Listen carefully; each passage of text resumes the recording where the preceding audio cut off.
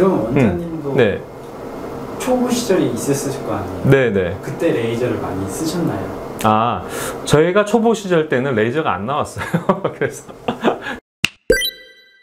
안녕하세요. 첫눈의 안과 윤삼영 원장입니다. 저희 첫눈에 띄는 유튜브 채널에 시청자분께서 질문을 주셨어요. 레이저 백내장 그리고 초음파 백내장 이렇게 두 가지로 나눠서 이렇게 말씀을 주시는 경우가 있더라고요. 레이저 백내장을 하지 않는 이유는 비용을 아끼기 위해서인가요? 라고 질문을 주셨어요. 그 질문에 대한 답은 일단은 아니고요. 먼저 백내장 수술이 어떻게 진행되는지를 알아야겠죠. 간단하게 설명을 드리면 백내장은 눈에 이런 각막과 그런 흰자, 결막 사이에 있는 이 공간에 작은 절개를 합니다. 옛날에는 이 절개를 많이 했고 요즘에는 마치 복강경 수술처럼 작은 절개를 해요. 눈 속으로 접근을 하게 만들고요. 이 홍채를 크게 만들어서 눈 속에 수정체라고 하는 구조물에 접근을 합니다. 백내장이 이렇게 흐려진 수정체인데 이 수정체가 보이려면 이 홍채를 확대를 해야겠죠. 그래서 그 앞쪽에 그 전낭절개라고 하는 걸 합니다. CCC라고도 하는데 이 수정체가 이렇게 생긴 마치 통조림이라고 생각해 보시면 앞쪽에 통조림 뚜껑을 따내고 그 속에 있는 지저분한 단백질을 깨내고 제거하고 흡입을 해서 없애게 되는 거죠. 이렇게 투명한 캡슐이 남게 되고 그 캡슐 속에다가 인공수정체를 이렇게 쏙 집어넣는 과정으로 수술이 이루어집니다. 이 과정 중에서 레이저를 일부 사용을 하는 건데요. 처음에 그 절개를 칼로 하지 않고 레이저로 하는 게 첫 번째고요. 두 번째는 앞에 그 통조림 뚜껑을 따는 원형 전낭 절개가 굉장히 중요한 과정인데 그 과정을 레이저로 하는 거죠. 그리고 세 번째는 수정체 핵 그 부분이 백내장이 좀 심한 분들은 딱딱해져 있는 경우가 많은데 그걸 미리 이렇게 금을 그어 놓는 겁니다. 이 펜토초 레이저라는 기술은 레이저를 쏘면 기포가 생겨요. 기포가 잘게 이렇게 생기게 되면 마치 우표에 구멍을 뚫는 것처럼 구멍이 뽕뽕뽕뽕 뚫리게 되고 그걸 이렇게 손으로 찢으면 칼을 쓰지 않고도 잘리게 되죠. 그래서 레이저만으로 완전히 절개를 이루는 것이 아니라 어느 정도 금을 그어 놓고 난 뒤에 그거를 찢어서 칼을 쓴 효과를 내게 하는 겁니다. 핵을 쪼개는 것도 역시나 미리 금을 그어 놓는 거죠. 그래서 딱딱한 핵을 쪼갤 때 조금 더 수월하게 하는 그런 세 가지 과정이 레이저로 할 수 있는 그런 과정이고, 한 가지를 더 한다면 각막에 그 아까 절개와 별도로 해서 난시를 약간 교정할 수 있는, 대개는 한 1디옵터 미만의 난시를 교정하는 그런 목적으로 총 4가지 방법으로 시술을 도와줄 수가 있는데요. 능숙한 그런 서전이 수술을 했을 때에 비해서 큰 장점이 일반적으로는 거의 없다는 게 사실입니다. 레이저 백내장이 나온 게 요즘에 나온 게 아니에요. 15년, 20년 전에 나온 기술이고 그때 당시에 처음에 나왔을 때 각광을 받을 걸로 예상이 되었어요. 중요한 부분들이 쉽게 이루어지면 수술이 쉬워지고 더 안전해지고 더 발전할 것이라고 생각을 했는데 요즘은 사실 능숙한 의사들은 그 레이저를 잘 쓰지 않습니다. 이유는 능숙한 의사의 경우는 레이저를 사용할 때와 하지 않았을 때의 결과의 차이가 거의 없거나 오히려 더 불편할 수가 있어요. 올 레이저로 수술을 한다 이렇게 얘기를 하는 경우가 있는데 절대로 그건 불가능합니다. 보통 레이저로 전 처치를 한 다음에 장소를 옮겨서 본 수술을 하게 되는 거죠. 저는 우리나라에 출시된 모든 레이저 장비를 많이 써봤거든요. 렌젝스, 그리고 렌자, 카탈리스, 그리고 D8.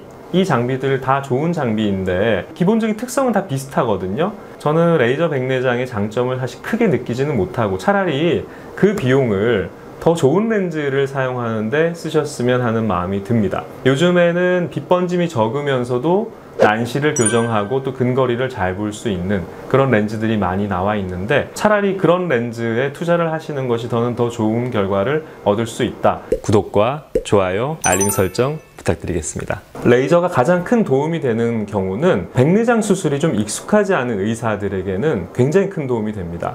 왜냐하면 이 백내장 수술이 좀 어려운 수술인데 또 러닝 커브가 많은 수술이에요.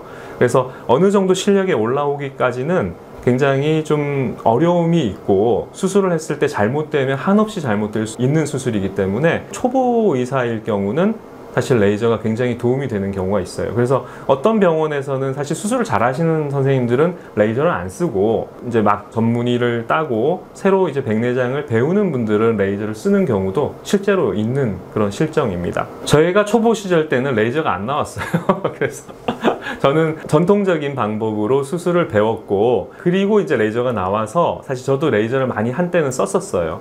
레이저 백내장의 장점도 분명히 있다라는 건 저도 분명히 느끼고 있는데, 일반적인 경우를 말씀드리는 겁니다. 그래서 수술을 능숙하게 잘 하게 되었을 때는 오히려 레이저를 쓰면 불편해요. 레이저를 쓰면 뭐가 불편하냐? 장소를 이동을 해야 되고 수술 시간이 길어지게 되고, 레이저로 절개를 하면 무조건 깨끗하게 잘 될 것 같지만 그렇지가 않거든요. 불안정 절개가 될 수가 있고, 특히 이 펨토처 레이저는 투명한 각막에만 절개가 되기 때문에 이 눈 자체가 보면 흰자는 희고 검은 동자는 투명하거든요. 근데 보통 절개를 난시 발생을 적게 하려면 이 경계부에서 해야 돼요. 근데 이 경계부도 미세하게 약간 흐린 부분이 있기 때문에 레이저 절개는 이 경계부에 할 수가 없고, 각막에 좀 더 중심부에 가깝게 해야 되는데 그러면 오히려 난시가 더 많이 생깁니다. 왜냐하면 각막 중심부에 가까우면 가깝게 절개를 할수록 난시가 더 많이 생기기 때문인데, 그렇기 때문에 레이저 백내장이 반드시 장점이 있는 것이 아닌 거죠. 백내장 수술이 레이저 백내장이냐 초음파 백내장이냐 이렇게 나누어져 있는 것이 아닙니다. 레이저 어시스트 백내장이냐 일반적인 초음파를 사용하는 백내장이냐. 레이저 어시스트 백내장도 초음파를 씁니다. 그러니까 초음파를 쓴다는 개념보다는 초음파 유압을 장비를 쓴다는 거죠. 백내장이 심하지 않은 분들은 초음파 유압을 장비를 써도 초음파를 안 쓸 수도 있어요. 왜냐하면 그건 그냥 흡입을 하는 도구로만 쓸 수도 있는 거죠. 샤핑이라고 해서 그런 과정을 통해서 아예 초음파를 안 쓰고, 실제 저도 노페코 테크닉, 그러니까 초음파를 아예 쓰지 않고도 초음파 유압술을 할 수가 있거든요. 레이저로만 하는 백내장 수술은 없다. 레이저로 일부 과정을 하고 자리를 옮겨서 백내장 수술을 하는 거다, 이렇게 이해를 하시면 좋을 것 같습니다. 저는 일반적인 경우에는 레이저 백내장 수술을 잘 시행하지는 않고, 특수한 경우에 레이저가 정말 도움이 되는 경우도 있어요. 그러니까 아까 말씀드린 그 세 가지 중에서 전낭 절개가 굉장히 어려울 걸로 예상되는 경우가 있거든요. 수정체 앞쪽에 혼탁이 굉장히 심해서 손으로 해도 방사상 절개가 이렇게 찢어지는 그런 경우가 있거든요. 그런 경우에는 미리 커팅을 좀 해놓으면, 조심스럽게 돌리면 조금 더 안전하게 할 수 있는 그런 일부의 경우를 제외하면, 사실 대부분은 능숙한 서전들이 하게 되면 오히려 본인이 하는 것이 레이저로 하는 것보다 훨씬 더 안전하고 좋은 결과를 얻을 수도 있다는 점을 기억하시면 좋겠습니다. 구독과 좋아요, 알림 설정 부탁드리겠습니다. 사람들 얼굴이 다 다르게 생겼죠. 키도 다르고 모양도 다르고 생김새도 다 달라요. 백내장도 다 다릅니다.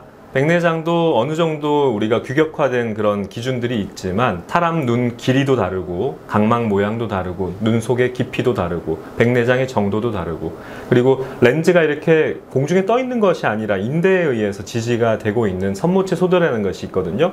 그게 얼마나 튼튼한지도 굉장히 수술에 영향을 많이 줘요. 또 동공 크기도 사람마다 다르죠.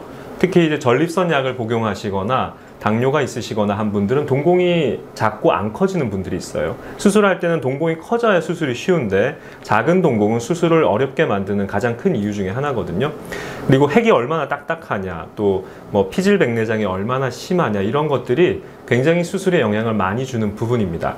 그리고 막상 수술에 들어가 보면 우리가 그 수술 전에 평가했던 것과 또 다른 상황이 펼쳐질 수가 있어요. 그러니까 변수가 생각보다 많은 수술이에요.